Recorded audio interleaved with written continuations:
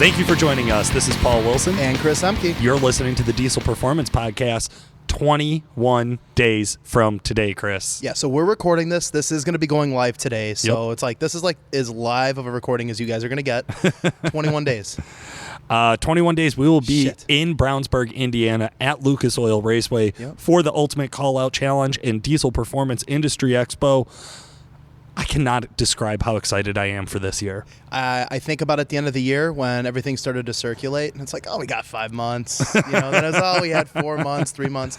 And then we had a recording a couple weeks ago, and they're like, it's a couple months away. And I was like, well, reality of it, Tony Burkhart, I was like, well, the reality of it is we're in March. Right. Okay, April's coming, and then May. But it's really a month. I think our record date was like March 29th on that. No, seriously.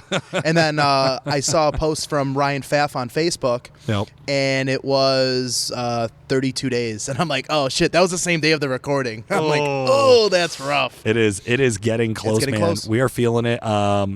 Everybody's in a scramble. I've talked to several shops that are either going to the expo to set up a booth, or, of course, the shops who have a truck that is competing. It's a madhouse right now. One of the UCC competitors, Armor Inc. Yep.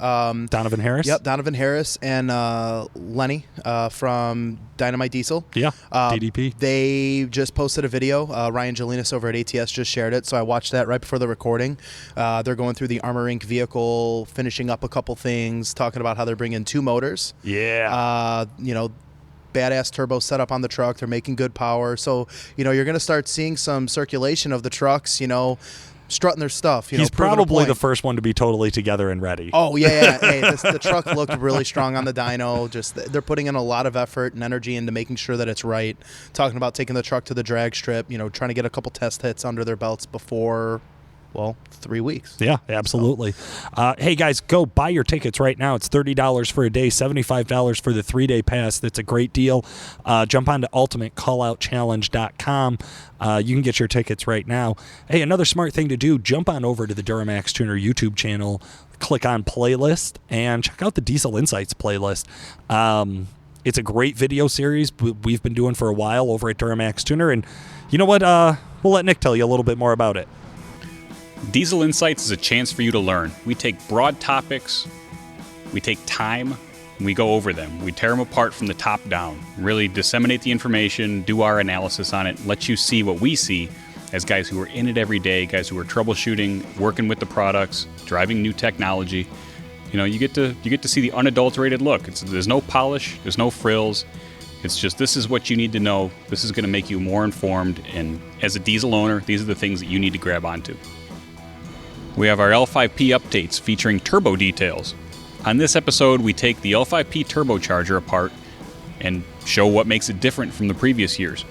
Now, trust me, there's a lot of differences. They went from Garrett to Borg-Warner, changed the control style, changed the vane and nozzle ring assembly, went to a radically new design there. And the turbocharger itself, the way it impacts the drivability of the truck and the way the truck produces torque is much different than the earlier years. It's a step ahead, and it's interesting to see how GM as a manufacturer has taken that step and what they expect out of that turbocharger. We also talk about future improvement plans, so how we might add that turbo to the Stealth lineup, what the hurdles are there. All right, and hey guys, that was Nick talking about the Diesel Insights series found on the Duramaxtuner YouTube channel. Just go on over to youtube.com and search Duramaxtuner. On their page, you can simply look for playlist or just search Diesel Insights.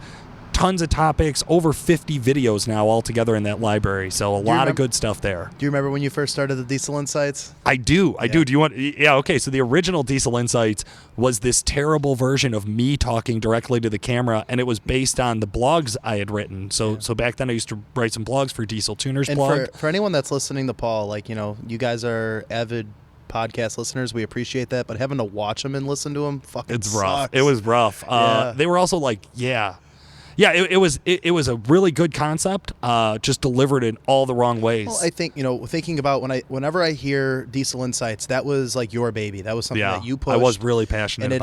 And it's a respectable thing to see what it turned into, and for Nick to adopt, Paul, that's a good idea. Kudos to you, man. It was a good idea once he hosted it. Yeah, for sure. But it's helpful, and you get a lot of guys, thank you to all of the fans, listeners, and, post customers, pre-customers, whatever, that is a useful resource that people use, and they appreciate it. We love it, man, and we love the feedback to get from the people in the industry. It's kind of like the feedback we get here on the show, which ranges from everybody shopping for their next 24 valve. Yep. Which you're going to reply to that email. Wyatt, Oh, you knew his name. Good job. I did reply to him. Wyatt sent me over some information, so it's in my archives of replying back to. So yeah. So we get a lot of those. Guess what, man? We also get some of the biggest guys in the industry shooting us questions, usually asking more about industry related stuff. Hey, have you heard about this, or do you know about that? But when we're talking about big names in the industry, somebody that always comes up is Exergy. Exergy Performance, of course, awesome sponsor of the show. Been with us since the beginning. Been around Duramaxtuner, Calibrated Power, and all of us in a huge way for years now. Remember when Exergy gave us their cruise? Yes. Dude. It looks so nice. It was. For that was a cruise. Nice car. Yeah. That was a fun car. Yeah. And the interior looked nice. Yeah. And until we really started to push it into any performance application, it drove great. And it was great stock. It was really nice stock. A small tune on it, and I do need the small tune on it. Yeah, like 30 horse. Would love to drive it. Yep, absolutely. Anything beyond that, probably not. Not my car. When guys call in on the phone, they're like, I have a Chevy Cruze. I'm like, yeah. You should have got a TDI. And you know what? Exergy had the good sense never to dick around with the fuel system in that car, because they know what they're great at. And you know what? They've looked at other projects like the Cruze and said, this isn't what we do. Yep. What they do, though, is they get involved in a big way in the biggest competitions in the country. Oh, yeah. So I called them up today. I had a chance to talk with the amazing Rick Newberry. Nick walked me through a couple of the guys running parts. Now, I only grabbed a couple of the guys, but just an example, at Ultimate Callout Challenge, just 3 weeks away, we're going to see Tony Burkhart running Exergy products. We're going to see Dan Snyder, Dave Martin, Cody Koch. All these guys are going to be running Exergy parts in the highest level of diesel performance in the industry. So for all and those they guys trust out them there, for a reason. Right, all those guys out there, we're talking, fuel rail pressure sensors, injection pumps, injectors, lines, high pressure lines. These are the fundamentals. When we're talking to guys, even if it's a 600-700 horse street truck or a potential 2,000 horsepower competition truck, reliability and consistency is the biggest thing, and that's what you're going to see with some of the top, contenders in the industry. At UCC, look at Levon Miller. Sure. Perfect example there. So. All Exergy products there. So, hey, man, speaking of top quality and consistency, the other thing you're going to see at UCC is a whole lot of colors. Yep. Guys, I have been known to say that I have 8 colors in my Crayola box, but Jason Worley over at Worley Custom Powder Coating. He's got 300 on a bad day. Thinking about, again, back when we were at his shop, the process, the company as a whole and how they are able to achieve what they do on a day-to-day is very impressive. However, once we went into the powder coating room and watching the powder coating process, right? To this day, it's been a month. I'm still lost for words. You know what? We did come up with a few words that day, not many, but let's kick it over and let the listeners in on what it was like for us to walk in and see that massive powder coating operation. What's the difference between powder coating and, rattle can? Well, that's an easy one. The powder coat is going to be a much stronger, higher quality finish. And what you see here in this booth, this is actually a ceramic coat booth. So something when we moved into this new shop, instead of a high temp powder, which doesn't have a very high temperature rate, only about 1,000 degrees, we actually started a ceramic coating application, which it's a wet application sprayed out of a paint gun similar to auto body paint. So this particular booth here that you see Austin working in right now is where we apply our ceramic coating, which is what we use on all of our hot pipes, turbo down pipes, turbo exhaust housings, headers, manifolds, exhaust systems, what have you. And that stuff gets sprayed on and is an air dry, and it's actually good for 2,000 degrees. Wow. Okay. So that's the ceramic. I'll mention that just because we're standing right in front of it. And right next to you here, you'll see the powder coat booth. So the powder coating is a little different from your typical spray paint, let's say. Powder coating is actually a negatively charged, the rack is negatively charged. The powder coat is positively charged. So when the rack actually goes into the booth, he actually hooks a ground cable up to the bottom of it. And the powder comes out of the gun, a very light mist of dry powder, and it's actually, it adheres to the part. It'll wrap itself around a round pipe. You can spray one side of the pipe, go around the back side, and it's almost fully covered already. So the powder is actually attracted to the part due to the polarities. So the powder goes on dry in the booth, comes out of the booth. and then it'll go into the oven. And powder coat is baked on, so it comes out of the booth dry. It's just essentially tacky. It's sticking on the part. It goes into the booth, and depending on the weight of the part, it will go in the oven at anywhere between 350 and 400 degrees for 10 to 20 minutes, depending on how heavy the part is. Like a sheet of brownies. Yep. And then it comes out of the oven. You can hear the oven beeping now. There's some product ready to come out. It'll come out of the oven, and essentially it'll look a different color, but once it dries, once it cools down, it is your finished product. So he's walking into the oven right now, and that's, yeah, you got to kind of close your eyes. You got to wear welding gloves.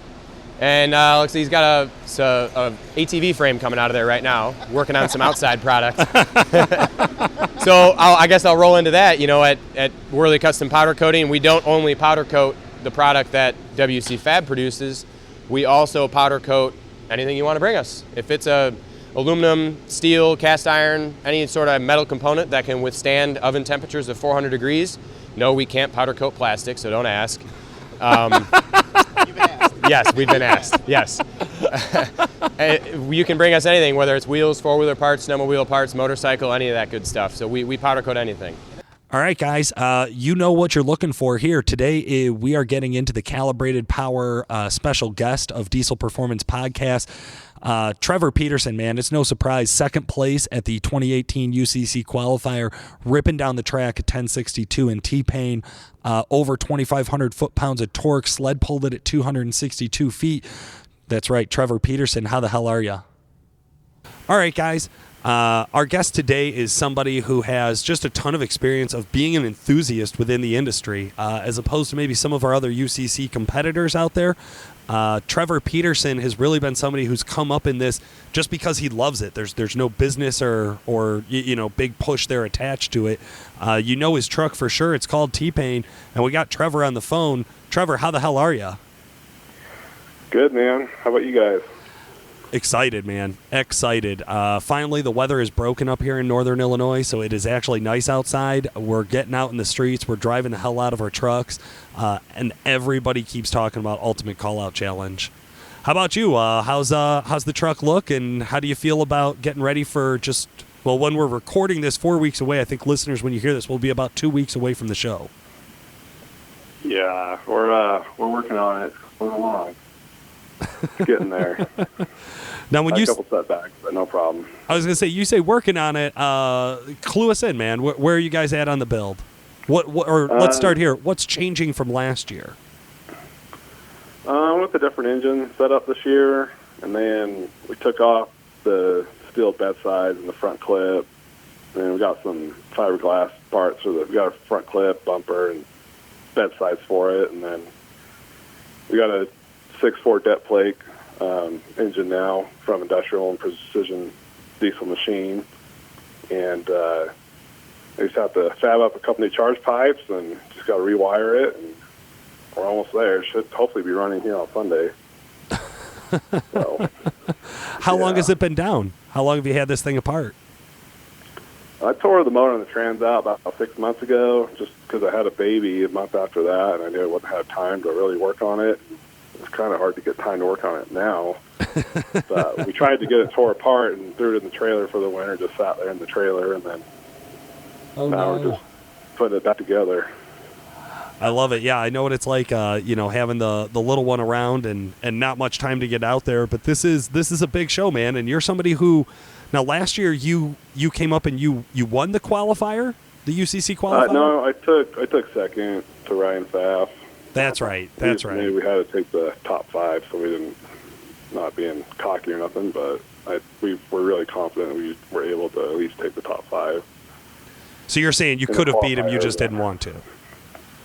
No, we got our ass kicked on the drag strip. I mean, I had inexperience driving it. That was my first. I mean, I was used to my Duramax. It was a lot easier to drive, and I just lack of experience driving that truck. But I think we only ran like a 10-second, which is pretty slow in my opinion, and for these level of trucks. So sure. For UCC, that's a little bit behind the curve, right? Yeah. So, anyways, but I knew we did get on the dyno, and then we tried to make it through the sled pull.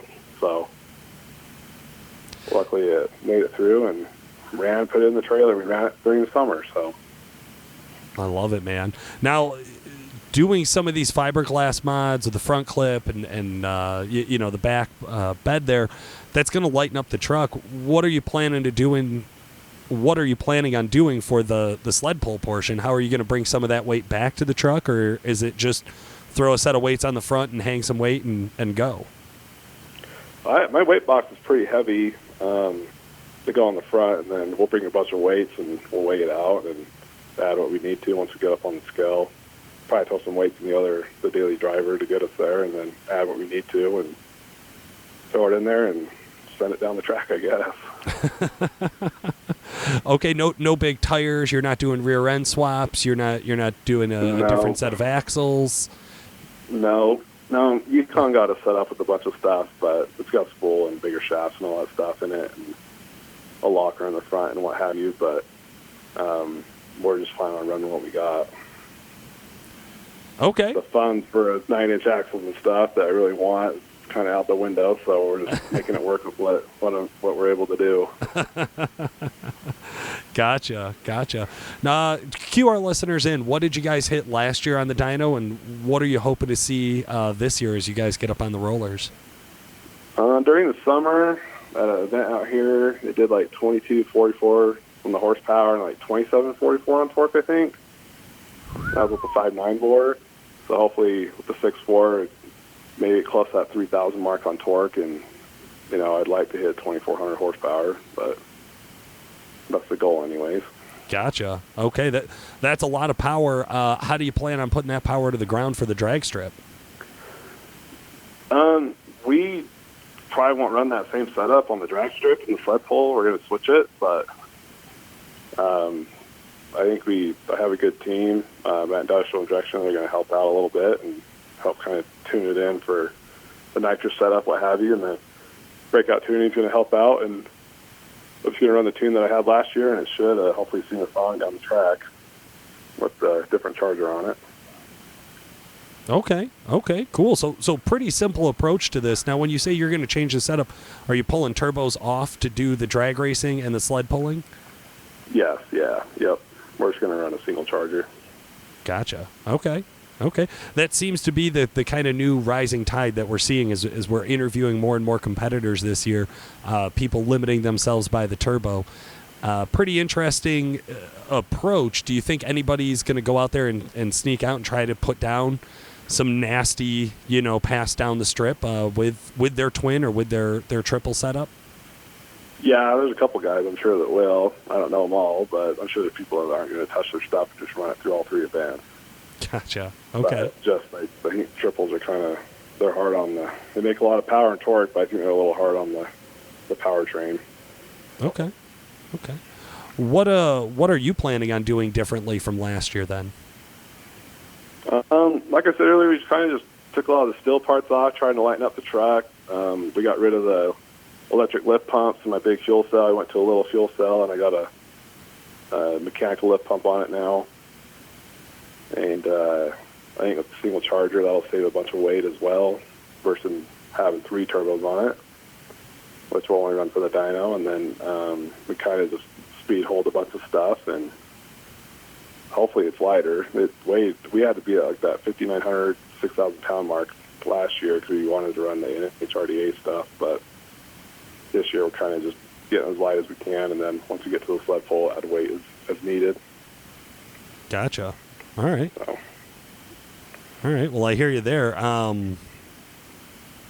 The new drag racing setup, you're going to have a qualifying time, so you'll be able to go out and run freely down the track just like last year. That time will then set you up in an order to go through a bracket. How's your experience in heads-up drag racing? I haven't really done it for a year or two, so that's going to be a weak point for us, but hopefully we'll do okay. That's all I can really say. I did it with my Duramax quite a bit for a few years, but I haven't really bracket raced or, raced someone heads up in this truck that I built last year or 2 years ago, whatever, for a while. It's been a minute, so. Sure. But hopefully we should be able to get on top of the Charger on the line, and I guess we'll find out. I mean, our plan was to hopefully go to Phoenix this month, but it just didn't work out. So we're just going to have to take it out there and try it and see what happens. I love it, man. That's what Ultimate Callout Challenge is all about. Any predictions for results? Do you think you guys will be in the top 3? Are you shooting to be in the top 1? My goal is to make it through all 3 events, and I think personally I'd like to take top 5. That would be pretty sweet in my eyes, but again, we'll just have to see where we stack up against the rest of the field. There's a lot of competitive trucks out there right now, but ultimately I'd like to take top 5 would be my goal. Awesome, man. Event. Cool. Well, we definitely wish you the best of luck over here. Anybody you'd like to give a shout out to? Yeah, thank my wife and thank my sponsors like Gillette Diesel Service, Industrial Injection, Breakout Tuning Solution, Ranning Transmission, Edge Products, Yukon Gear and Axle, and DodgeHQ.com where I work. And they've been a big help. So all those guys have. Definitely couldn't do without a good team of people and having good people behind your back. Well, that's so cool, man. Congratulations making it through the qualifier. We're excited to see you as a competitor for 2019 Ultimate Callout Challenge.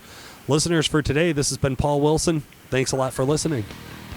The Diesel Performance Podcast is brought to you by Calibrated Power Solutions, home of Duramaxtuner.com. Calibrated Power develops emissions-equipped calibrations for a wide variety of diesel powertrains, including the Duramax, Cummins, Power Stroke, John Deere, Case, New Holland, and many more. For more information and great customer service, check out calibratedpower.com or call 815-568-7920. That's 815-568-7920. I'll have a lot of singles. All right.